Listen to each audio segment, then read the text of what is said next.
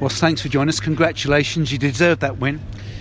Yeah, I felt we did, without it being a blow you away type performance. We had a lot of control on the game again, and I think the difference today in comparison to Saturday was the hairy-ish moments that we had in and around our own box. We saw them through. A lot of players having very good games, in particular Connor Wilkins. Yeah, moved him today, Dave. I know we've discussed it, but we felt that obviously losing Royal, bringing Lee into the team was an obvious opportunity to swap that. And when Connor gets the ball 1v1, for a lad his size, good feet for a big man and all that sort of stuff, but he can dribble with the ball like not many people of his stature can. And I think he got himself into some really good opportunities today, especially in the second half when we managed to get the ball to him a little bit quicker. And recently, Craig Clay is showing that he is a player that can play in the Football League.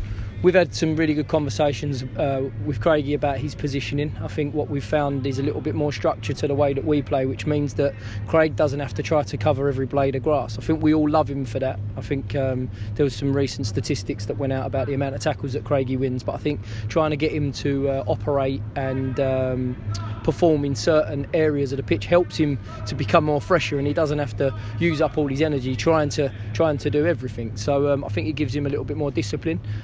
And he can operate in a better area of the pitch at times. He's been patient as James Dayton, but he was rewarded today with a goal. Very much so. I think we always see the best of Dates when he has 2 or 3 games under his belt. I think he'd be the first to admit that, and I think it's really important that we can continue to have that mindset on him, which is why we brought him off when he did. He had a good 90 minutes in the reserves this time last week, and despite the fact that he was suspended, we felt that he was more than ready to step in. I think the previous game where he came on here, would I be right in saying either the Northampton or the Newport game, sorry, off the top of my head, I thought he performed well in that, and he deserved his opportunity today.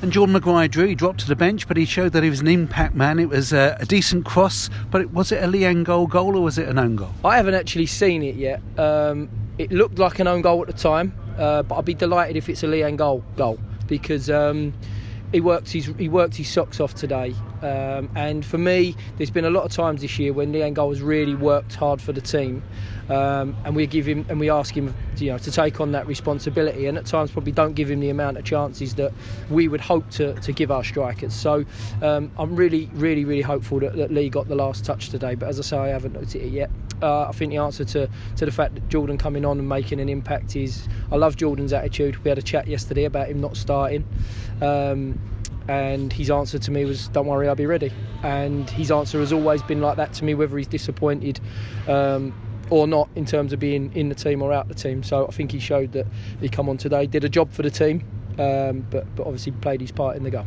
And a start for Danny Johnson. Yeah, Dan's come into the group in a period where we've played, feels like about 100 games in about 2 weeks. So it's been hard to try to show Danny exactly what we like and what we want from our strikers, to try and see up close exactly what Danny's, when I say real strengths, we know he's a goal scorer, we know he likes to work hard, we know that he can hold the ball up, but putting him into sessions and fitting him into the group in terms of the tactical elements of the game isn't easy when you're playing, it feels like every other day. But he's come into the group. I really like the way that he goes about his business. I feel as though he's fitted into the group well. He's very professional in the way that he acts, and I felt he deserved the opportunity and a good replacement for Ruel coming out today. Now, you made 4 changes and 2 of those were forced on you. What is the news on the injuries? Let's start with Marvin. Disappointed for Marv. Marv's had a shin problem for a lot of the season, and we felt that it was settling down, and then I think probably down to the amount of football that we've played recently and the amount of football that Marv has had to play has meant that that's flared up again. So he's walking around the training ground at the moment with 2 bags of ice on his shins, trying to get the real pain that he's got there settling down. So we're hoping, and scans have shown us that it's not too serious, and we would hope that maybe he'll be up for a selection again at the weekend, but that will remain to be seen. And Will? Royal, a muscle injury, hamstring injury. I think again, probably to the amount of football that the young boy has played, and because of his performances, you have to keep him in the team. Probably would have ummed and ahed about replacing him this evening anyway to try and take the load off of him. But Yeah, he's got a bit of a hamstring problem that's kept him out tonight. We'll have a look at how he responds over the next couple of days to see whether or not he qualifies for the weekend. But we're hoping it's not anything particularly too serious. Weekend's going to be fascinating, a real test now with Cheltenham flying high. Unlike Mansfield, have been the underachievers. They've been the overachievers, haven't they? Very much so. And I'll be totally honest, I didn't expect to see that when we played them at the start of the season. I know it was a very emotional day for everybody here, and we probably didn't particularly take into consideration much about Cheltenham during or after that game because of everything that we had to face on that day.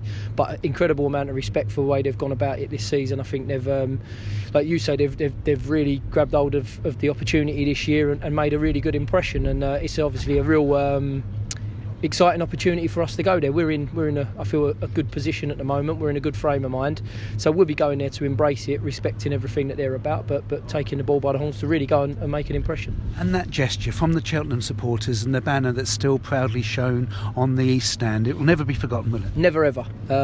When we played them here, I tried to show them my appreciation for that, and I think the club did, and we fully respect. And I think forever, as wild as that statement sounds, forever there'll be that mutual respect between the two clubs and the two sets of supporters now because of that gesture that they showed. So we'll go there with that respect and giving them a huge pat on the back for that, but hopefully not out on the pitch. We're looking forward to it. Well done today. Thanks Ross.